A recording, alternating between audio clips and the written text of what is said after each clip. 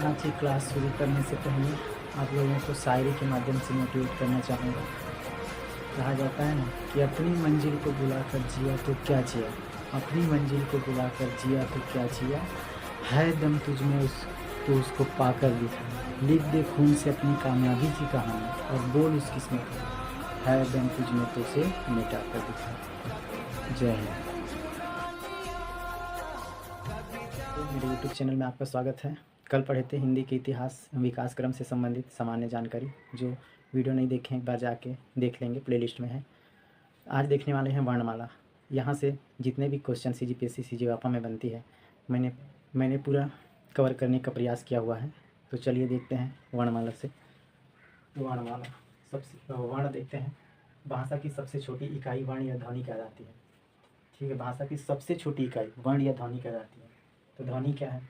ध्वनि वर्ण का कथित रूप है, वर्ण का कथित रूप है, लेकिन वर्ण ध्वनि का लिखित रूप है। जैसे जैसे मैं ना, ये लिख दिया, ये वर्ण है। ध्वनि का जो है एक वर्ण है, अगर इसी को मैं उच्चारण ना ना बोलूँगा तो ये जो है ध्वनि है। तो कथित रूप ध्वनि और लिखित रूप वर्ण। ठीक है, सिंपल सी बात है। जैसे मैंने समझाया हुआ है, माँ को अगर वर्ण में तोड़ेंगे तो आधा माँ धन आ, ये वर्ण में टूटी, वर्ण से मिलकर बना अक्षर, एक अक्षर। वैसे यहाँ भी वर्ण से मिलकर बना है अक्षर। तो देखते हैं अब वर्णमाला, नीचे इसके बारे में और पढ़ेंगे। वर्णमाला देखते हैं।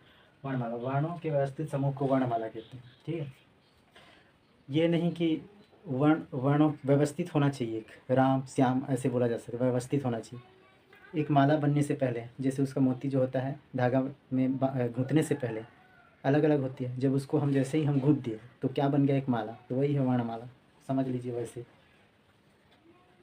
तो वर्णमाला से जैसे राम उपस्थित में लिख दिया हूँ, एक व्यवस्थित शब्द है। ठीक है, चलिए देखते हैं क्रम। वर्ण या ध्वनि से लेकर वाक्य तक कौन कौन से क्रम से होकर जाती है। तो चलिए देखते हैं। वर्ण या ध्वनि से मिलकर अक्षर बनता है। देखो, वर्ण से मिलकर अक्षर बना, अक्षर से मिलकर एक शब्द बनेगा।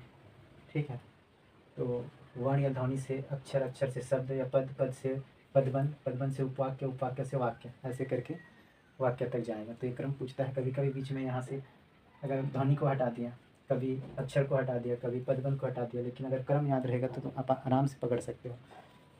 तो चलिए देखते हैं। उसके बाद हिंदी में उच्चारण के आधार पर 45 वर्ण होते हैं। उच्चारण के आधार पर 45 वर्ण होते हैं, 10 स्वर और 35 व्यंजन। पूछा जाएगा कि उच्चारण के आधार पर कितने स्वर है, तो 10 स्वर, 10 स्वर 35 व्यंजन। ठीक है, लेकिन हिंदी में लेखन के आधार पर 52 वर्ण होते हैं। ठीक है, 52 वर्ण होते हैं हिंदी में, तो लेखन के आधार पर। और हिंदी में कितने वर्ण होते हैं, तो 52 वर्ण होते हैं, यही जवाब रहेगा। लेकिन उच्चारण के आधार पर अगर पूछ दिया तो 45 वर्ण होगा। उच्चारण के आधार पर स्वर कितने हैं, तो 10 स्वर। लेखन के आधार पर स्वर कितने हैं, तो 13 स्वर। अगर हिंदी में स्वर कितने हैं, तो 13 स्वर। अगर कहीं उच्चारण नाम नहीं आया तो सीधा उठा के आंसर मारना है स्वर 13 को। व्यंजन तो 35 है, प्लस संयुक्त व्यंजन। ठीक है, संयुक्त व्यंजन। तो संयुक्त व्यंजन यहाँ से देखते हैं, इधर सब मोस्ट इंपॉर्टेंट है। कई बार एग्जाम में आया हुआ कुछ यहाँ से क्वेश्चन है, यहाँ से कई बार आया हुआ। तो चलिए देखते हैं संयुक्त व्यंजन कौन कौन सा है। तो छ, द्र, ज्ञ, स्र। तो छ को क्या कैसे तोड़ते हैं, तो क धन स, त्र को ता धन र। कभी कभी तोड़ने का है, कैसे तोड़ोगे? ज्ञ धन ज्ञा को तोड़ोगे, ज धन या, स्र को स धन रा। ये पटवारी 2019 में ऐसे अनेकों एग्जाम में आया हुआ है। पटवारी 2019 में आया है कि जा को कैसे तोड़ा जा सकता है। तो इस हलंत लगा के ध्यान देंगे, इसको याद रखना। रटो चाहे गाओ, जैसे भी करो, याद होना चाहिए बस। उसके बाद देखेंगे अंतस्थ व्यंजन। अंतस्थ व्यंजन के अंतर्गत कौन कौन से आएंगे, तो या, रा, लावा। ठीक है, याद रखेंगे या, रा, लावा। एक ट्रिक भी बना सकते हैं यहाँ से, या लव, यार लव करके, या, रा, लावा। अंतस्थ व्यंजन उसमी या संघर्षी। उसमी और संघर्षी अगर देखोगे तो उसमी और संघर्षी, अगर इसको अगर पढ़ोगे तो उसमा थोड़ा सा मुँह से उसमा स करके। तो कभी पूछ दिए उसमी व्यंजन कौन सा है, कभी पूछ दिए संघर्षी व्यंजन कौन सा है, तो कंफ्यूज नहीं होना है, यही है स है। तो इसको देखेंगे ट्रिक के माध्यम से, शेष साहो करके, एक याद करने के लिए, शेष साहो उसमी व्यंजन या संघर्षी व्यंजन। उसके बाद देखते हैं द्विगुण व्यंजन या उच्चिप्त व्यंजन। SI प्री में आया हुआ था, इससे पहले भी मैंने दिया है एग्जाम। तो कई बार देखने को मिला है इस सबसे क्वेश्चन। ऐसा ही प्री में आया था, उच्चिप्त व्यंजन क्या है? तो ये दोनों में से कोई भी रहेगा, ड़ा और डा, ड़ा और डा में कोई भी रह सकता है। उसके बाद देखते हैं स्पर्श संघर्षी व्यंजन। स्पर्श संघर्षी व्यंजन में जो है चा वर्ग के जितने भी हैं, च छ झ झ यहाँ, ये सब जो है स्पर्श संघर्षी कहलाएंगे। अर्धस्वर, ये भी कई बार पूछा गया है। अर्धस्वर य और वा, अर्धस्वर क्या है? य और वा, रटो, याद नहीं हो रहा। अनुनासिक, नासिक, नाक से उच्चारण होने वाले कौन कौन सा है? इसी को बोलते हैं पंचमाक्षर। मैं वर्ग पढ़ाऊँगा उसमें है, नहीं तो इसी क्लास में रहेगा पंचमाक्षर। तो कौन कौन सा है? ड़ा, या, अणा, ना, मा करके पंचमाक्षर के अंतर्गत कौन कौन सा आएगा? या अनुनासिक, नासिक के अंतर्गत कौन सा पहचानना है इसमें से। ठीक है, चलिए उसके बाद पार्श्विक व्यंजन की संख्या एक है, ला है। पार्श्विक व्यंजन कौन सा है? तो ला। तो इसको ऐसे भी याद रख सकते हैं, पास आने से लड़खड़ाया जाता है, जुबान लड़खड़ाता है, जैसे मैं कैमरा के सामने बोलता हूँ तो लड़खड़ाता है वैसे। तो पार्श्विक व्यंजन पास आने से लड़खड़ाता है, ऐसे करना, पार्श्विक व्यंजन ला। उसके बाद लुंठित व्यंजन रा।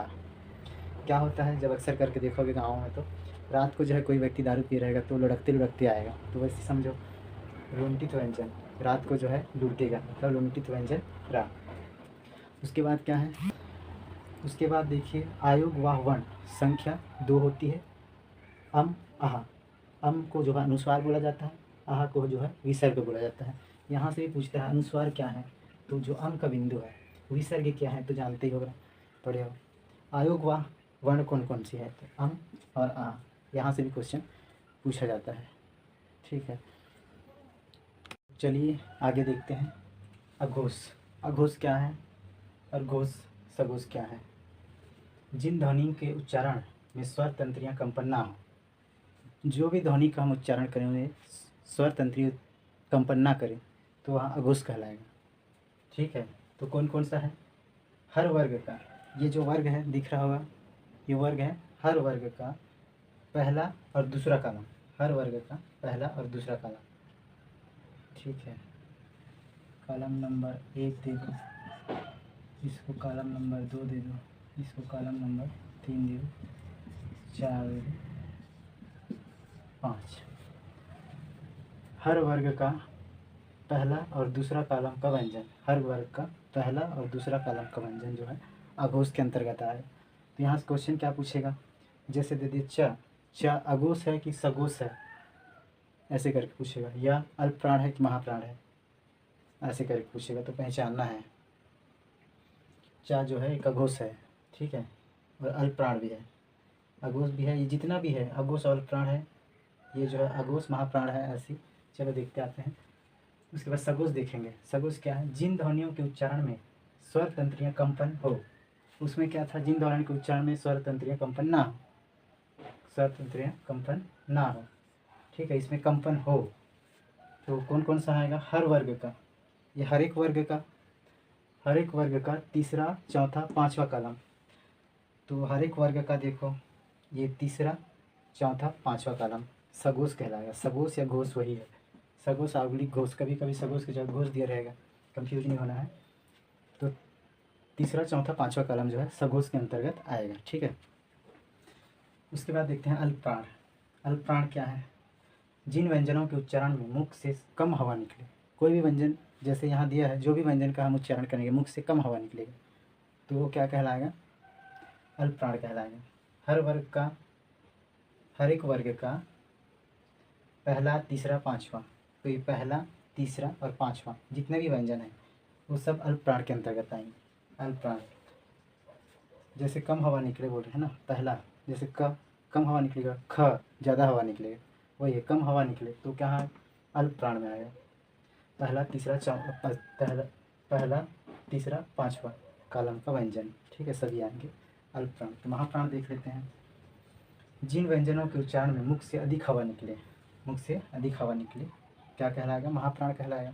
तो देखते हैं कि हर वर्ग का दूसरा, चौथा, हर वर्ग का, ठीक है, ये जितना भी वर्ग है, 5 ही तो वर्ग है, तो दूसरा और चौथा महाप्राण का के अंतर्गत आएंगे जितने भी व्यंजन हैं।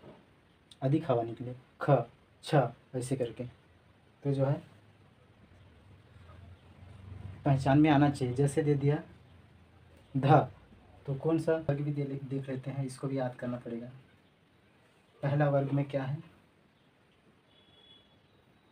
तो कंठ है, कंठ है, कंठ भी बोलते हैं इसको उच्चारण स्थान में, कंठ। क ख ग घ अण, क ख घ घ अण। ठीक है। दूसरा तालव्य, तालु, तालु से कौन कौन सा आएगा, इसी को जो है इस पर से संघर्षी व्यंजन भी बोला जाता है, चा वर्ग को। कौन सा वर्ग, पहला अक्षर जो है चा वर्ग, एक का वर्ग भी बोला जा सकता है, टा वर्ग भी बोला जा सकता है, ता वर्ग, पा वर्ग। ठीक। तो चा वर्ग को ही इस पर संघर्षी व्यंजन भी कहा जाता है। तो छ छ झ झ य। उसके बाद मूर्धन्य में देखेंगे, मूर्धा ट ठ ड ढ अण। याद करना पड़ेगा, रटना पड़ेगा। तो मूर्धन्य से मूर्धा के मूर्धन्य मूर्धा, इसके अंतर्गत कौन कौन से आएंगे, तो ट ठ ड ढ अण।